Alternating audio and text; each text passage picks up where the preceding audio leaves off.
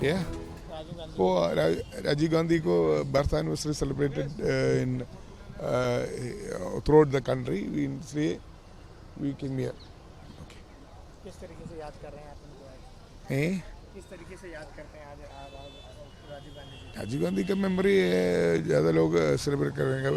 Rajiv Gandhi modern is founder of the modern India. क्या कहेंगे आज राजीव गांधी जी की जन्मजयंती? खुशी के दिन भी है और अफसोस के दिन भी है. वो हमारे बीच में होते बहुत ही उज्जवल रहता. देखें, दास्तान को कोई अवॉइड नहीं कर सकता है. एक लोकसभा में आज नया बिल लाया जा रहा है जिसमें पीएम हो या सीएम किसी पर भी गंभीर मामला होगा तो उन्हें अपना पद छोड़ना पड़ेगा. इस तरीके का बिल लाया जा रहा है. ये हमारी पार्टी तय करेगी. क्या कहेंगे आज राजीव गांधी जी? देखिए, मैं सत उनके चरणों में सत नमन करता हूं.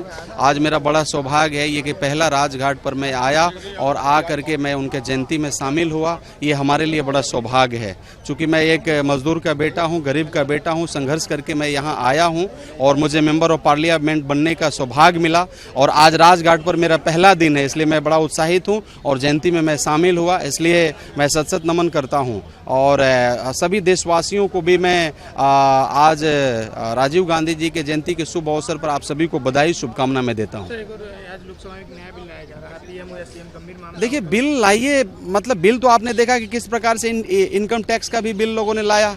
स्पोर्ट्स का बिल मिनटों में लोगों ने पास किया.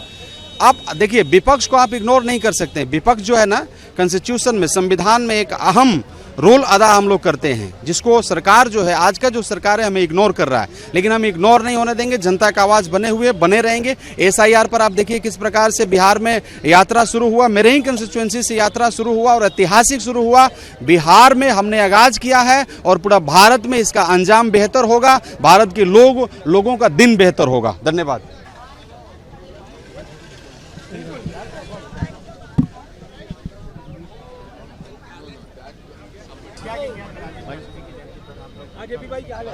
देखिए, राजीव जी ने एक बहुत ही इस देश के लिए वो काम किए हैं जो मैं समझता हूँ कोई कर नहीं सकता. और ऐसे समय में जब हमारा संविधान कमज़ोर हो रहा हो, हमारा लोकतंत्र कमज़ोर हो रहा हो, ऐसे में राजीव जी वो ताकत हम सबको देते हैं कि हम इस देश की रक्षा कर सकें, इस देश को आगे बढ़ा सकें. राजीव जी वही व्यक्ति हैं जिन्होंने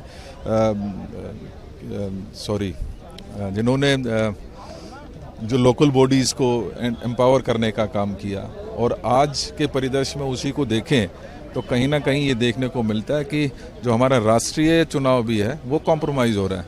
तो ऐसे समय में जिस व्यक्ति ने ये सोचा और सबकी हिस्सेदारी इस देश के चलाने में सुनिश्चित की, ऐसे समय में माननीय राजीव जी को याद करना हम सबके लिए सौभाग्य की बात है. उनके दिखाए हुए रास्ते पर आगे बढ़ते हुए मजबूती के साथ उनके सपने के हिंदुस्तान को रचने का काम करेंगे.